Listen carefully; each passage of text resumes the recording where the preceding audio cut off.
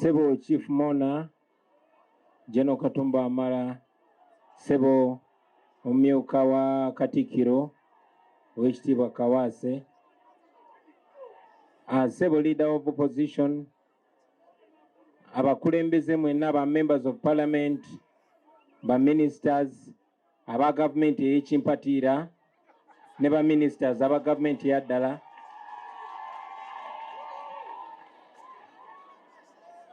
Family y'omugenzi kati Katolo Bwama naddala Mama Ann, ba artist bannange mwenna, ba artist abato, ba artist abakulu, ba artist abakadde, ba artist abapya, bakungubazi bannaffe mwenna, abantu ba wano Enkozi kitalo nnyo. Kya kitiibwa okwogerako gye muli abantu b'Enkozi, nze banzaalira wano Nkozi mu ddwaliro. Baganda bange manyi nti n'obudde bugenze nnyo, ate leero si lunaku lwa kwogera. As a matter of fact, saategese bigambo bingi bya kwogera olwaleero, naye tuwerekera muganda waffe Katolo Bwama bwe mpereddwa omukisa n'ekitiibwa okubako bye njogera. Katolo Bwama nga nze nja kumwogerako mu ngeri ssatu. The man, Katolo Bwama the man, Katolo Bwama the leader or the politician, and Katolo Bwama the artist. Abasinga obungi kuffe tuconnectinga ne Katolo Bwama mu ngeri ezo ssatu. Katolo Bwama ye ng'omuntu obutafaananako ne bannaffe abakyusa ebigambo kubanga tuzika omuntu. Ze personally tabadde kyali wange nnyo, naye nga wa muwendo eri families ze tubeeramu nze naye, family y'aba artist ne family y'abakulembeze. Obubaka bwange obwa Katolo Bwama ng'omuntu nabuderivalinga eri family ye benakyalayo okubakubagiza, era nja buddamu leero bubaka bwa kusaasira nga buva eri nze n'ab'enju yange wamu n'ekibiina kyenkulembera. Tunyolwa wamu nammwe tubasaasira, era bwe tuli Baganda tuyimirira wamu mu buseera oba kazigizigi nga buno. Era okufaananako n'abantu abalala bangi badde bakyogerako, Katolo Bwama ye abadde uniquely controversial, nti nammwe abali wano bangi nnyo kizibu okusanga Katolo Bwama gw'ataavumako. Abamu yabavuma nnyo, abamu mpola mpola, abamu direct, abamu indirectly, naye nga abasinga obungi gwe Zambaali Katolo Bwama yakuvumako, gwe Abe Mukibi Katolo Bwama yakuvumako, gwe Bajjo in fact yakubamu ne kumpi gwe Bajjo. Katolo Bwama buli omu yamuyisaamu eggaali, olaba ne Katikkiro yamuyisaamu eggaali. Kati oyo Katolo Bwama. Era Lord Mayor abadde ayogera wano, ayogedde ku lunaku lwe twamukyalira. Katolo Bwama ne bw'aba aweddeyo ng'era alina okuleeteramu kezalawo, naye nga ye waffe ffe ba artist, I would say this is an artist thing you wouldn't understand very easily. Okumu understanding nga kibadde kikwetagisa naawe okubeera ng'oli ku frequency eyo nga artist. So tumusibula muganda waffe nga tumuwa ekitiibwa, era muganda wange Katolo Bwama nga bwe nakyogerewo ne kati nkyogera nti nze ogenze ndikkiriya naawe 5 nga sina mbwa. Era nkakasa bwe tuneegwako mu party 2 tujja kuba nga tuli easy. Katolo Bwama the politician. Bannange ebiseera bingi nnyo Bannayuganda naddala Abafirika baatukuuma nga tuli wala okuva ku bintu ebimatalinga, era kyali kyetaagisa obwongo obw'ekika ekyawaggulu okulaba ebintu nga Katolo Bwama. Oyinza omulaba nti abadde comedian, oyinza omulaba nti abadde asaagasaaga nnyo, naye Katolo Bwama yatekinga a firm step n'ayingira mu bukulembeze. Ayinza okuba nti teyabitukolera byonna byonna, y'ensonga lwaki naffe abajja after him naffe twagendayo twongereze ku we yakoma. naye omuntu yenna yenna bw'atekinga step n'agamba njagala genda wali we bateeseza oba agamba nange kaŋŋende mbikyankalanye nange kaŋŋende ndyeko oba kaŋŋende mbikyankalanye whichever way yatekinga step n'agendayo. Olw'abantu nga Ndawula Wowotto bangi temumumanyi yali actor ndowooza ye artist mu Uganda yasooka ogenda mu parliament. Katolo Bwama yali wakubiri. Nze ne bannange abalala twali bibala byabwe. Era nange bwe nagenda mu parliament nga bwe nze mbagamba nti nali njagala nnyo okuliyetinga Bakyagulanyi bangi. Kati olunaku lwa leero tulina ba Dr. Hildaman, tulina ba Geoffrey Rutaya, ate n'abalala bangi bajja. Naye Katolo Bwama tuyinza okuba twali tetukanya mu bintu bingi. Naye simujjukirangako nga Katolo Bwama mu bukulembeze bwe yawagirako okunyigiriza abantu. Simujjukirako Katolo Bwama kukera ku makya n'awagira Nakyemalira. Sijjukirako Katolo Bwama kuwagira kuwamba bantu baffe. Kibadde kimukwatako nnyo ng'abaana ba Buganda bawambibwa ne batemulwa ne battibwa. Nga bawambibwa abo abawamba ensi yaffe, nga bayambibwako mwanattu bannaffe, bataata baffe, baganda baffe, bamaama baffe, betuwa ekitiibwa. Era nga bwe nze mbagamba baganda bange nti omuntu yenna yenna bw'aba ayagala obbawamba, omuzungu bwe yajja wano okuwamba ettaka lyaffe n'otukolonizinga okumala emyaka egyawera 7 yakozesa abo betuwa ekitiibwa. Bw'otuuka wano ani gwe bakkiririzaamu? Bw'ofuna gwe bakkiririzaamu ye n'omukusa abalala ne b'obabonyabonya. Ekitundu kino kibonaabona kubanga baafuna abatono abo nga ekibakwatako lwe lubuto lwabwe si mutima gwabwe. Eno y'ensonga lwaki osobola okulaba omuntu gwe muwa ekitiibwa ng'ali mu mmwe bwe tuyita ab'ekitiibwa, naye ng'amazima amatuufu ekibaluma akimanyi. Nga gy'ayise baziise abantu nga bawambibwa buwambibwa ne battibwa. Ng'akimanyi nti ne gy'aziika oba gy'aziikibwa bali mu kusenda abantu baabwe ku ttaka lyabwe, naye n'atakyogerako. Katolo Bwama teyali bw'atyo. Era singa bwe yali bw'atyo yandisaze n'adda ku sayidi enyigiriza, naye abadde ku sayidi y'abanyigirizibwa ebbanga lyonna. Weewaawo tabadde wa NUP. Era olumu nga nange nsomeramu nti nze naleeta akaana ka NUP akamugjayo mu parliament. Naye ebadde mboozi yaffe y'abaluganda. Katolo Bwama has stood firm for the values of leadership. We respect you for that, my brother.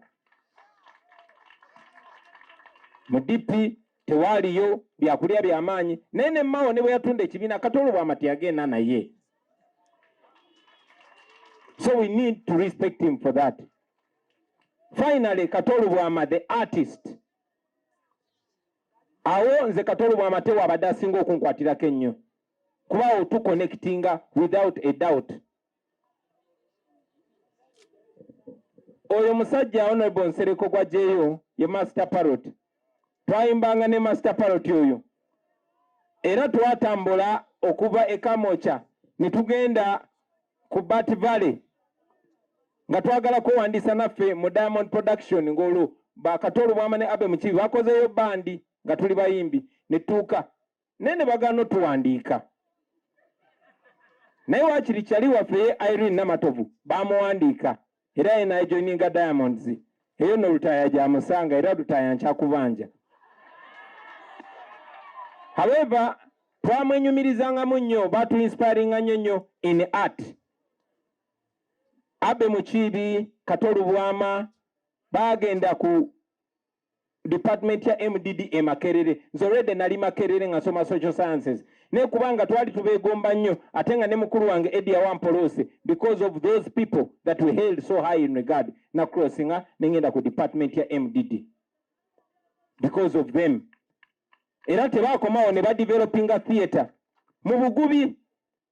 Mbadde wano ngera Honorable Mpuga bw'akyogeddeko. Nenda abasajja ba Museveni bajja bagamba nti eno y'embeera ya NRM esobozesa abantu okuziika. Kwegamba bakirabira nti n'okusobola okuziika abantu baffe baba batuyambe nnyo. Yeyo levo gye batulabirako olaba tubakkiriza okuziika omuntu wammwe. Njagala okubajjukiza nti Katolo Bwama mu kutoba kwe, Katolo Bwama yazimba theatre eyasooka kukupa theatre eno wansi. ne bagimuwambako ne bagimenya nga bwe bakola Sembule. Katolu bwama n'agenda n'azimba theatre endala eno waggulu nga kwali Kampala Royal Theatre, era nayo bagimenya bumenya lwakola ki lwa mabanja. Ngera ebyatuuka ku Sembule ekyo tekyatuuka ku basajja balaba bamuwa biliyoni ne biliyoni za sente z'omuwa omusolo. Nga era bwe bawadde biliyoni ne biliyoni abatali bannayuganda baroko, naye Katolu bwama yali teyeetaaga yadde miliyoni 5 bawamba theatre ye. Ebirooto ebyo byonna ne bikomaawo n'ebyaba artist abalala bonna ne bikomaawo. That is the government. Eno government mwe ba artist njagala nnyo olunaku lwa leero bino ebigambo byammwe ba artist. Buli munnabitone ali wano ndwawo okufuna omukisa okwogera nammwe. Ate abangi bwe njogera nammwe kubanga bakibateekamu kiri baagala nnyo batwawule temuwuliriza Bobi Wine n'abayimbi abasinga muti okunsemberera tebandaba ne Bobi Wine. Naye njagala olunaku lwa leero mwe ba artist bannange nga tusibula Katolu bwama. Muwulira? Temunsudiya musirike busirisi muwulirize. Ba artist olunaku lwa leero nga tusibula Katolu bwama nsaba kye tuba tujja wano ekyomuwendo tuyige. Let us learn. Kyannaku nnyo nti batukuumye nga batusibya akatambala mu maaso. Naye njagala okubulira bw'ojjako akatambala ako mu maaso ojja kulaba ebintu bye tulowoozangako. So mwe ba artists nsaba mumanye, don't walk in darkness. Learn. Kiki njagala muyige? Njagala muyige omugaso gwammwe. Njagala muyige amaanyi gammwe. Njagala muyige ekyobugagga Katonda kye yabateeka mu ngalo. Mwe ba artist temwetaaga zi hand out. No. Abamu ba artist bwe twabuuka ne tumanya nti bino byonna industry eno okukyuka yeetaaga kye bayita political will. Singa abantu abatufuga baali baagala obulamu bukyuke tebeetaaga kola kintu kyonna, beetaaga kwagala bwagazi obulamu bwa art bukyuke. Obulamu gavumenti ebafuga bwe batayagala obulamu bwamwe bukyuke, amazima ga Katonda tebugenda kukyuka. Lwaki njogera bwe nti? Lwaki njogera mwe nti? Nze bwe nabuuka kye kyantwala mu bukulembeze mwe ba artist mumanyi saali yala. Right? Mina yala man. No sir.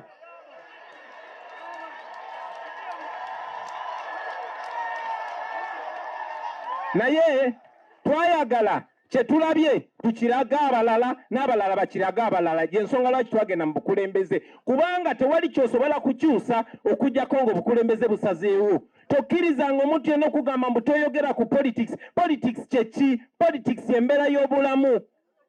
Politics yasalawo n'emyaka emeka gy'ogenda okuwangaala. Nze olunaku lwa leero ndi artist, mwena mukimanyi, ate ndi artist mulungi.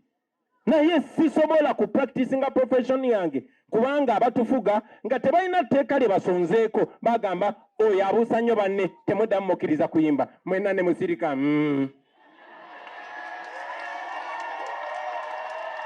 Ochegera? That is what politics does. That is what politics does. Olunaku olumu nali wa Pademan nga mukyalidde n'ensanga artist ng'ava Eritrea. Mbanzize nangamba nti aze ku recordinga Uganda kuba tasobola ku recordinga waabwe. Nemuga enange nzize ku mixinga kayimba kange. Nagamba, have you already given your script to the minister? Nambuza nti byoyimba minister yabikkiriza. Kubanga Eritrea basirika mpola mpola ne batekinga step emu after another paka bafuuka ba slave. Era namwe mujjukira bulungi nnyo nti bali balesa amateeka nti gwe okuyimba oluyimba oba okola omuzannyo minisita alina okukkiriza. Temubijjukira? So it takes the political will. I know twalabudde bulungi naye honorable Sereko kankozesa eddakiika endala 3 bano ba artist ndwawo bafuna. So mwe ba artist it takes the political will. Bwe nagenda mu parliament namanya nti nze nyina emirimu mingi, omulimu ogusooka ku representing aba artist, naye omulimu omukulu ku representing abannayuganda bonna, kuba wali abalimi, wali abasawo, waliwo abaki. Nze ne mmanya nti eddagala lya kujjako dictator, ne ngenda okujjako dictator. Naye ne mbateekerayo Bakyagulanyi abalala. Dr. Hildeman Sabeero gy'oyongere ojjeko wano ssebo. Basebo ne bannyabo. So baganda bange bwe namanya nti ba artist beetaaga something done, yes mwana ndo kuba president besalayira naye ne malonde ya shadow minister wa arts and culture ye Dr. Hilderman ngo mulimu gwe kugamba ki njagala muve wano nga mutegedde musobola okukyusa obulamu bwammwe ekikyusa ebintu bakiyita policy yenkola obeteeka nti Uganda bakola bwe bati policy ya wano okujjako ng'ekyuse ne favoringa ba artist era omulimu gwe nalagira Dr. Hilderman gwasookako kye twali tukabirira ebbanga lyonna twagala mulongoose copyright law twalina etteeka lya copyright lyayisibwa mu mwaka gwa 2006 naye etteeka eryo nga teriyamba bazanyi b'akatemba teriyamba abayimbi liyamba jasi bawandiisi ba bitabo n'abasiizi ba bifaananyi Dr. Hilderman ne mugamba genda osinkane ba artists bonna mu drafting kye mwagala kibeere mu Uganda mu tteeka eryo banange tulina abayivu bangi nnyo benja bagole basaba muwulirize tulina abayivu tulina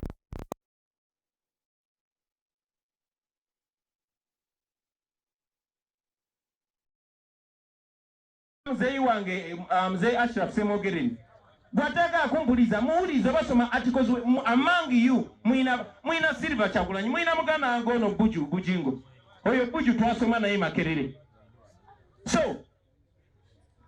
Silver Kyagulanyi kubanga he's an artist ate Silver Kyagulanyi nkakasa nti ye lawyer mu Uganda muno monna asinga ku understanding copyright ne tsaba Silver Kyagulanyi a benchmarking oba tunulire etteeka lya music industry ya Nigeria n'akwata najjamu eriyambye aba Nigeria okugaggawala n'abissa mu tteeka Hilderman lyabaga naye nga bamanyi gavumenti ya Museveni teyagala mugaggawale era gavumenti yayanguwa mangu njagala mubulize mwe ba artist gavumenti yayanguwa mangu negenda nerumba Hilderman ne mugamba kateteeka tulitambuze ffenna ne Law Reform Commission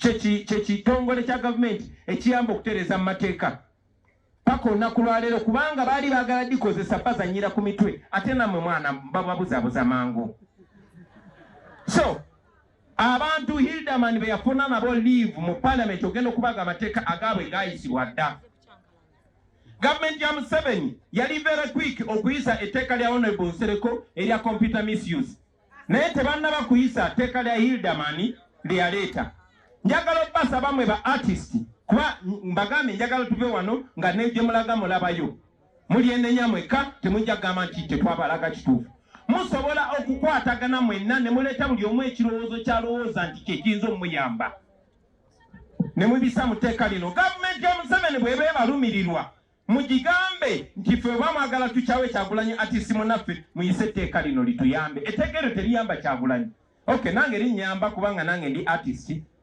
naye erijjo bayamba ekibayamba si bwe buhandawutu kubasisinkana babaweeyo obukadde bubiri no ebyo byakubadongowaza my friend kino kyemukola njagala mukikole kiyambe mmwe kiyambe n'abaliddawo ne artist yali ekaramoja nga teyeetaaga kujja Kampala bamumanye ne artist yali embalala nga teyeetaaga kujja Kampala bamumanye temulina kubeera ku mmase ya muntu yenna etteeka eryo bwe liyita ligenda kubeerawo emyaka n'emyaka lijja kuyamba oba owagira gavumenti oba togiwagira oba oyagala Kyagulanyi oba tomwagala naye nga bwe mbagambye nti eno gavumenti teyina interest ya kubalaba nga mugaggawadde kuba bwe mugaggawala muba temukyasobola kufukamirira muhoozi bwe mugaggawala muba temukyasobola kufukamirira Museveni artist mu understanding open your mind muli bagezi nnyo njagala mu understanding ate nammwe abakitegedde nsaba muleme kulimba balala ndaba nnyo nga batadde nnyo sente I mean how can you give 30 billion to artists to do what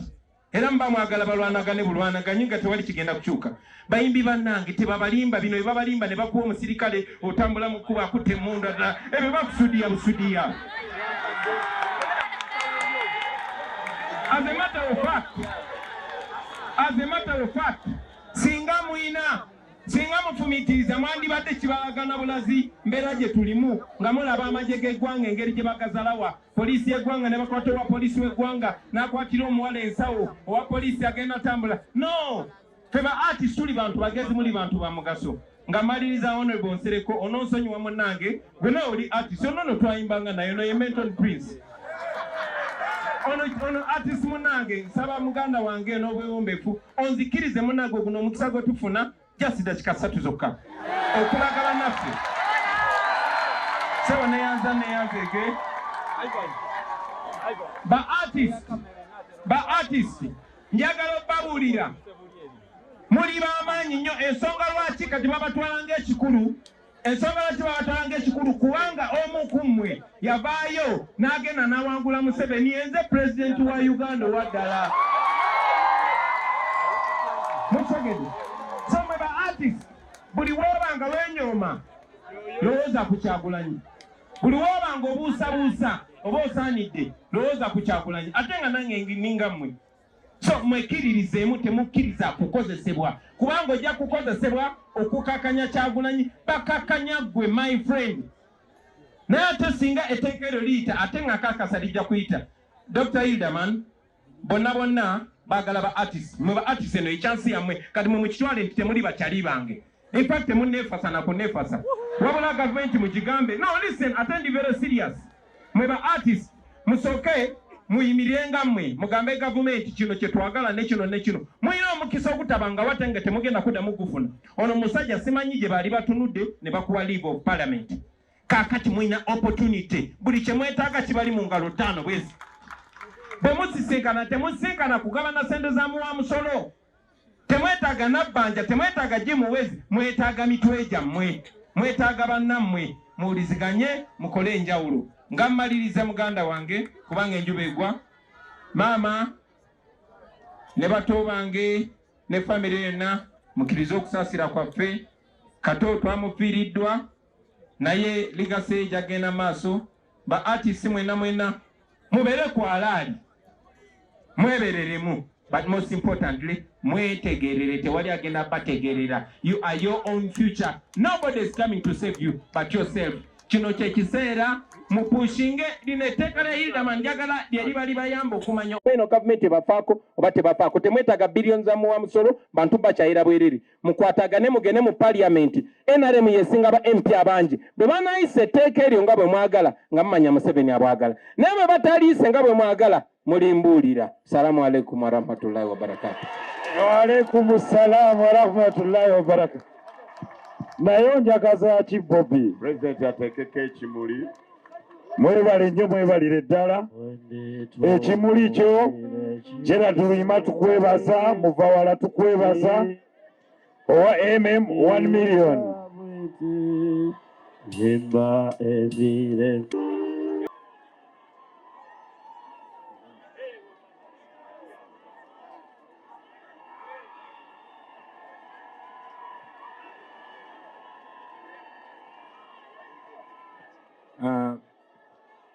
Sebo Chief Mona Jeno Katumba Amara Sebo omumyuka wa Katikiro Owekitiibwa Kawase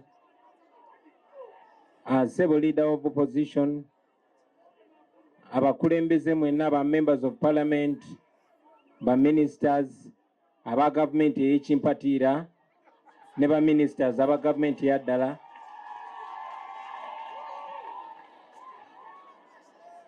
family y'omugenzi kati Katolo bwama naddala maama Ann ba artist bannange mwenna ba artist abato ba artist abakulu ba artist abakadde ba artist abapya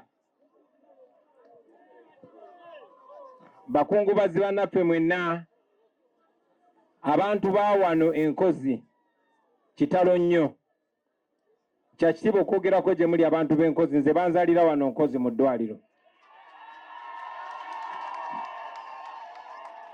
baganda bange manyi nti n'obudde bugenze nnyo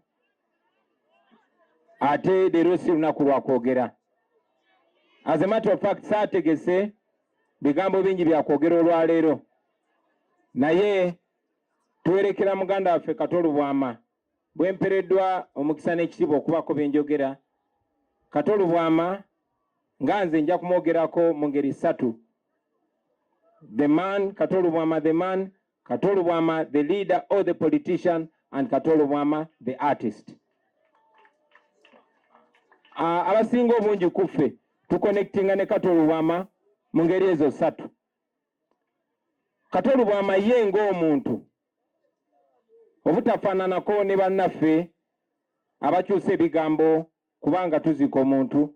Ze personally tabadde kyali wange nnyo, naye nga wa muwendo eri families ze tubeeramu nze naye, famire y'aba artist ne famire y'abakulembeze. Obubaka bwange obwakatolo bw'amangu omuntu nabuderivalinga eri famire ye benakyalayo okubakubagiza, era nja buddamu leero bubaka bwa kusaasira nga buva eri nze n'ab'enju yange wamu n'ekibiina kyenkulembera. Tunyolwa wamu nammwe tubasaasira, era bwe tuli baganda tuyimirira wamu mu buseera obwakazigizigi nga buno. Era okufaananako n'abantu abalala bangi badde bakyogerako. Katolo Bwamaye abadde uniquely controversial, nti nammwe abali wano bangi nnyo kizibu okusanga Katolo Bwama gw'ataavumako. Abamu yabavuma nnyo, abamu mpola mpola, abamu direct, abamu indirectly. Naye nga abasinga obungi wezambaali Katolo Bwama yakuvumako, gwe abe mukibi ya Katolo Bwama yakuvumako, gwe bajjo in fact yakubamu ne kumpi gwe bajjo. Katolo Bwama buli omu yamuyisaamu eggaali, olaba ne Katikkiro yamuyisaamu eggaali. Kati oyo Katolo Bwama. Era Lord Mayor abadde ayogera wano, ayogedde ku lunaku lwe twamukyalira. Katolo Bwama ne bw'aba aweddeyo ng'era alina okuleeteramu kezalawo. Naye nga ye waffe ffe ba artist, I would say this is an artist thing you wouldn't understand very easily. Okumu understanding kibadde kikwetagisa naawe okubeera ng'oli ku frequency eyo nga artist. So tumusibula muganda waffe nga tumuwa ekitiibwa, era muganda wange Katolo Bwama nga bwe nakyogerewo ne kati nkyogera nti nze ogenze ndikkiriya naawe 5 nga sina mbwa. Era nkakasa bwe tuneegwako mu party 2 tujja kuba nga tuli easy. Katolo Bwama the politician. Bannange ebiseera bingi nnyo Bannayuganda naddala Abafirika baatukuuma nga tuli wala okuva ku bintu ebimatalinga. Era kyali kyetaagisa obwongo obw'ekika ekyawaggulu okulaba ebintu nga Katolo Bwama. Oyinza omulaba nti abadde comedian, oyinza omulaba nti abadde asaagasaaga nnyo, ne Katolo Bwama ya takinga a firm step n'ayingira mu bukulembeze. Ayinza okuba nti teyabitukolera byonna byonna, y'ensonga lwaki naffe abajja after him naffe twagendayo twongereze ku we yakoma. Naye omuntu yenna bw'atakinga step n'agamba njagala genda wali we bateeseza, oba agamba nange kaŋŋende mbikyankalanye, nange kaŋŋende ndyeko, oba kaŋŋende mbikyankalanye, whichever way yatekinga step n'agendayo. Olw'abantu nga Ndawula Wowotto bangi temumumanyi, yali actor, ndowooza ye artist mu Uganda yasooka ogenda mu parliament. Katolo Bwama yali wakubiri. Nze ne bannanga balala twali bibala byabwe. Era nange bwe nagenda mu parliament nga bwe nze ngamba nti nali njagala nnyo okuliyetinga Bakyagulanyi bangi. Kati olunaku lwa leero tulina ba Dr. Hildaman, tulina ba Geoffrey Rutaya, ate n'abalala bangi bajja. Naye Katolo Bwama tuyinza okuba twali tetukanya mu bintu bingi, naye simujjukirangako nga Katolo Bwama mu bukulembeze bwe yawagirako okunyigiriza abantu. Simujjukirako Katolo Bwama kukeera ku makya n'awagira Nakyemalira. Sijjukirako Katolo Bwama kuwagira kuwamba bantu baffe. Kibadde kimukwatako nnyo ng'abaana ba Buganda bawambibwa ne batemulwa ne battibwa, nga bawambibwa abo abawamba ensi yaffe, nga bayambibwako mwanattu bannaffe, bataata baffe, baganda baffe, bamaama baffe, betuwa ekitiibwa. Era nga bwe nze mbagamba baganda bange nti omuntu yenna bw'aba ayagala obbawamba, Omuzungu bwe yajja wano okuwamba ettaka lyaffe n'otukolonizinga okumala emyaka egyawera 7, yakozesa abo betuwa ekitiibwa. Bw'otuuka wano ani gwe bakkiririzaamu? Bw'ofuna gwe bakkiririzaamu ye n'omukusa, abalala ne b'obabonyabonya.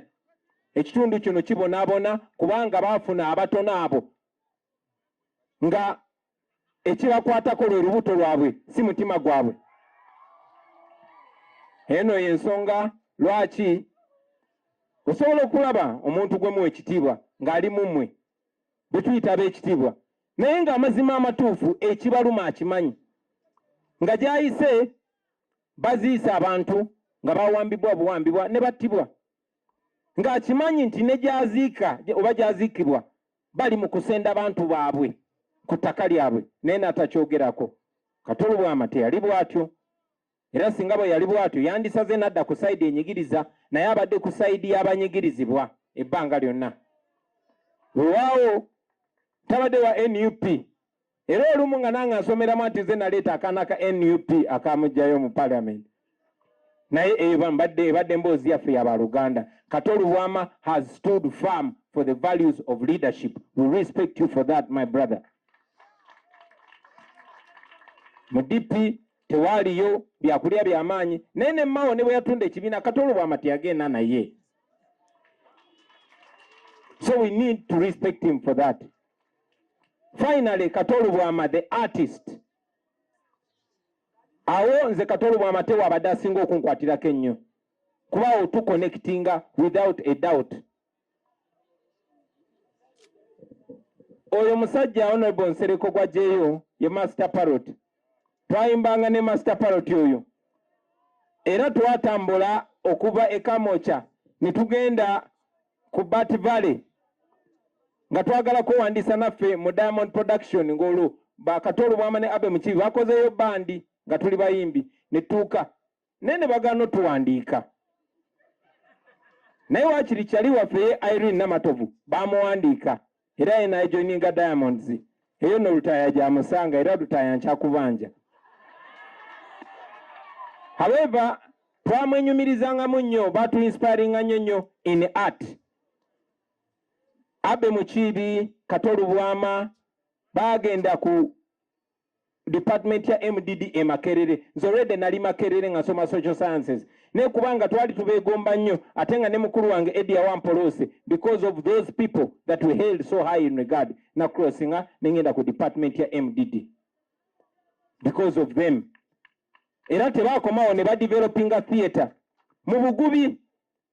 Mbadde wano ngera Honorable Mpuga bw'akyogeddeko nendaba abasajja ba Museveni bajja bagamba nti eno y'embeera ya NRM esobozesa abantu okuziika kwegamba bakirabirira nti n'okusobola okuziika abantu baffe baba batuyambye nnyo. Yeyo lebo gye batulabirako olaba tubakkiriza okuziika omuntu wammwe. Njagala okubajukiza nti Kati Olubwama mu kutoba kwe Kati Olubwama yazimba theatre eyasooka kukupa theatre eno wansi ne bagimuwambako ne bagimenya nga bwe bakola Sembule.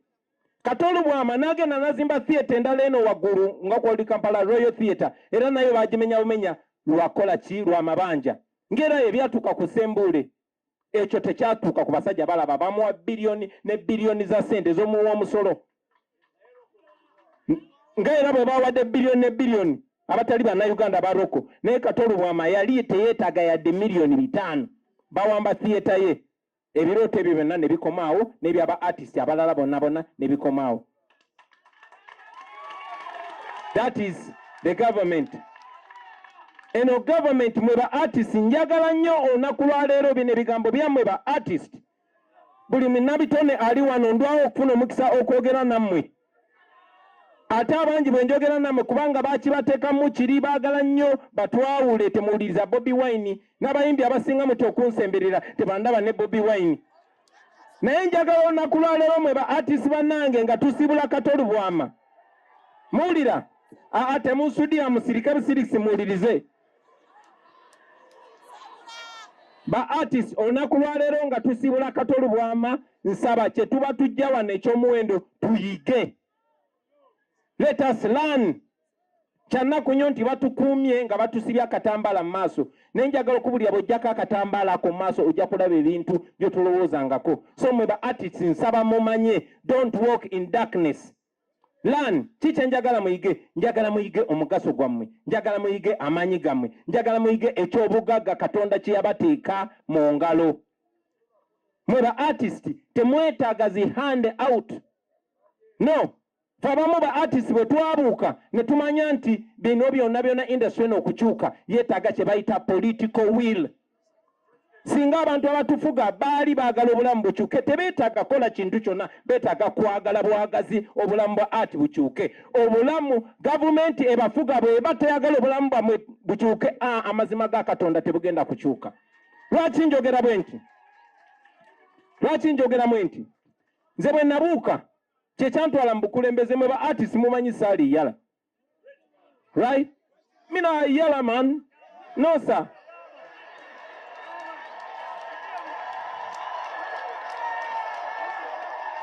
Naye twayagala kyetulabye tukiraga abalala n'abalala bakiraga abalala. Gyensonga lwaki twagenda mu bukulembeze, kubanga tewali kyosobola kukyusa okujjako ng'obukulembeze busazeewo. Tokkirizanga omuntu yenna okugamba mbu toyogera ku politics. Politics kyeki? Politics embeera y'obulamu.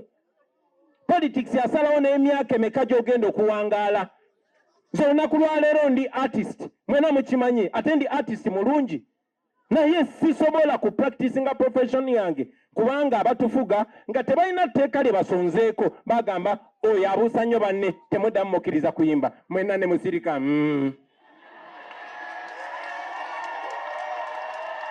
Ochegera? That is what politics does. That is what politics does. Olunaku olumu nali wa Pademan nga mukyalidde nensanga artist ng'ava Eritrea. Mbanzize nangamba nti aze ku recordinga Uganda kuba tasobola ku recordinga waabwe. Nemuga enange zize ku mixinga kayimba kange. Nagamba, have you already given your script to the minister? Nambuza nti byoyimba minister yabikkiriza. Kubanga Eritrea basirika mpola mpola ne batekinga step emu after another paka ebafuuka baslave. Era namwe mujjukira bulungi nnyo nti bali balesa amateeka nti gwe okuyimba oluyimba oba okola omuzannyo minisita alina okukkiriza. Temubijjukira? So it takes the political will. Alina otwala obudde bungi naye honorable Nsereko kankozesa eddakiika endala 3 bano ba artist ndwawo bafuna. So mwe ba artist, it takes the political will. Benagenda mu parliament namanya nti nze nyina emirimu mingi, omulimu ogusooka ku representing aba artist, naye omulimu omukulu ku representing abannayuganda bonna, kuba wali abalimi, wali abasawo, waliwo abaki. Nze ne mmanya nti eddagala lya kujjako dictator, n'engenda okujjako dictator. Naye ne mbateekerayo Bakyagulanyi abalala. Dr. Hildeman Sabeero gy'oyongere ojjeko wano ssebo. Basebo ne bannyabo. So baganda bange bwe namanya nti ba artist beetaaga something done. Yes, mwana ondo okuba president besaalayira, naye ne balondera shadow minister wa arts and culture ye Dr. Hildeman. Ng'omulimu gwe gugamba ki? Njagala muve wano nga mutegedde bwe musobola okukyusa obulamu bwammwe. Ekikyusa ebintu bakiyita policy. Policy y'enkola. Enkola oba etteeka nti Uganda bakola bwe bati. Policy ya wano okujjako ng'ekyuse ne favoringa ba artist. Era omulimu gwe nalagira Dr. Hildeman gwasookako kye twali tukabirira ebbanga lyonna twagala mulongoose copyright law. Twalina etteeka lya copyright lyayisibwa mu mwaka gwa 2006. Naye etteeka eryo nga teriyamba bazanyi b'akatemba, teriyamba abayimbi, liyamba jasi bawandiisi ba bitabo n'abasizi ba bifaananyi. Dr. Hildeman ne mugamba genda osinkane ba artist bonna mu drafting kye mwagala kibeere mu Uganda mu tteeka eryo. Bannange tulina abayivu bangi nnyo, Benja Bagolo basaba mumuwulirize. Tulina abayivu, tulina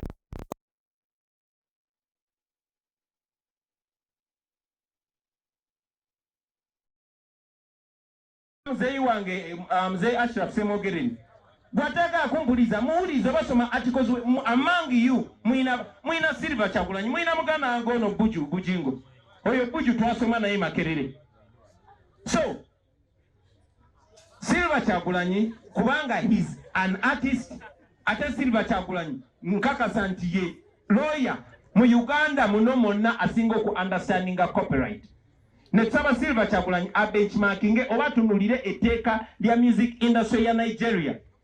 N'akwata najjamu eriyambye aba Nigeria okugaggawala n'alissa mu tteeka Hildeman lyabaga.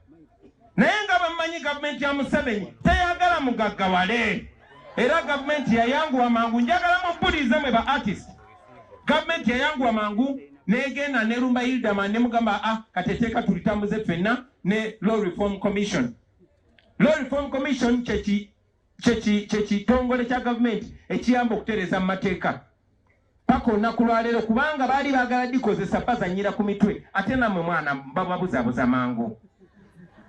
So abantu Hildaman be yafuna nabo leave mu parliament ogenda okubaga amateeka agaabwe gaayisibwa dda. Government ya Museveni yali very quick okuyisa etteeka lya Honorable Nsereko erya computer misuse. Naye tebannaba kuyisa etteeka lya Hildaman lye yaleeta. Njagala obbasa bamwe ba artist kuba mbagambe njagala tuve wano nga negye mulaga mulabayo. Muli enenya mweka temujja gamba nti tetwabalaga kituufu. Musobola okukwatagana mwenna ne muleeta buli omu ekirowoozo kyalowooza nti kyekiyinza omuyamba. Ne mubisa mu tteeka lino. Gavumenti ya Museveni bw'eba ebalumirirwa mugigambe nti ffe bamwagala tukyawe Kyagulanyi artist munaffe muyise etteeka lino lituyambe. Etteeka eryo teriyamba Kyagulanyi. Okay, nange linnyamba kubanga nange ndi artist. Naye erijjo bayamba. Ekibayamba si bwe buhandawutu kubasisinkana babaweeyo obukadde bubiri. No, ebyo byakubadongowaza my friend. Kino kyemukola njagala mukikole kiyambe mmwe kiyambe n'abaliddawo ne artist yali Karamoja nga teyeetaaga kujja Kampala bamumanye ne artist yali Embarara nga teyeetaaga kujja Kampala bamumanye. Temulina kubeera ku mmase ya muntu yenna. Etteeka eryo bwe liyita ligenda kubeerawo emyaka n'emyaka lijja kuyamba oba owagira gavumenti oba togiwagira oba oyagala Kyagulanyi oba tomwagala. Naye nga bwe mbagambye nti eno gavumenti teyina interest ya kubalaba nga mugaggawadde kuba bwe mugaggawala muba temukyasobola kufukamirira Muhoozi, bwe mugaggawala muba temukyasobola kufukamirira Museveni. Artist mu understanding, open your mind. Muli bagezi nnyo, njagala mu understanding.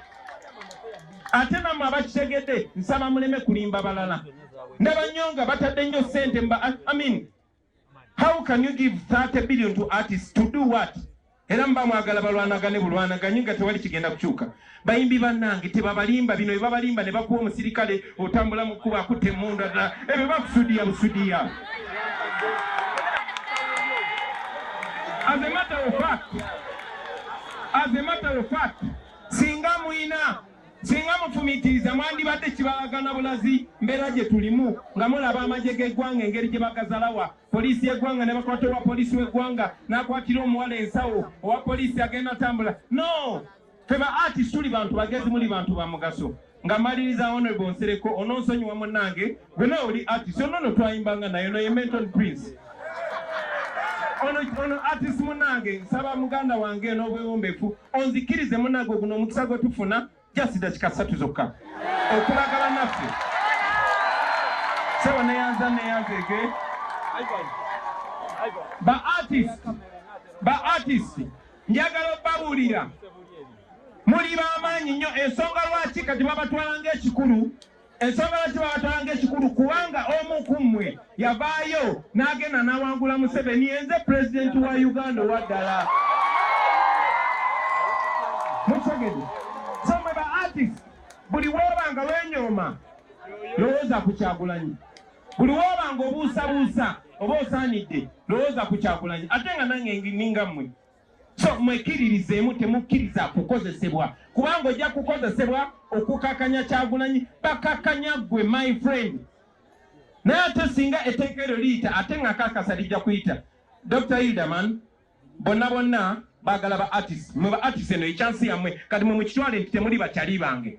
In fact temunneefasa na kunneefasa wabula gavumenti mugigambe no listen attend very serious. Mwe ba artist musooke muyimirenga mmwe mugambe gavumenti kino kye twagala ne kino muyina omukisa okutabanga wate nga temugenda kuddamu gufuna. Ono musajja simanyi gye baali batunudde ne bakuwa leave of parliament. Kaakati muyina opportunity buli kye mwetaaga kibali mu ngalo 5 bwezi. Bwe musisinkana temusisinkana kugabana sente za muwa musolo, temwetaaga nabbanja, temwetaaga jimuwezi, mwetaaga mitwe gyammwe, mwetaaga bannammwe muwuliziganye mukole enjawulo. Nga mmaliriza muganda wange kubanga enjuba egwa, maama ne bato bange ne famire yonna mukkirize okusaasira kwaffe. Kato twamufiiriddwa naye ligase jagenda maaso. Ba artist mwena mubeere ku alaali mwebereremu But most importantly, mwetegerere tewali agenda bategerera. You are your own future. Nobody is coming to save you but yourself. Kino kye kiseera mupushinge linetekala hilda manjagala lyeri bayambo kumanya eno government bafaako oba tebafaako temwetaaga billions za muwa musolo bantu bakyayira bwereri mukwatagane mugene mu parliament NRM yesinga ba MP abangi bwe banayise etteeka eryo nga bwe mwagala nga mumanya Museveni abwagala naye bwe bataliise nga bwe mwagala mulimbuulira. Salamu alaikum warahmatullahi wabarakatuh. Wa alaikum salaam warahmatullahi wabarakatuh. Naye njagaza ki Bobi? President ateekeko ekimuli. Mwebale nnyo mwebalire ddala. Ekimuli kyo Gerald Luyima tukwebaza, Muvawala tukwebaza. Owa MM 1 million.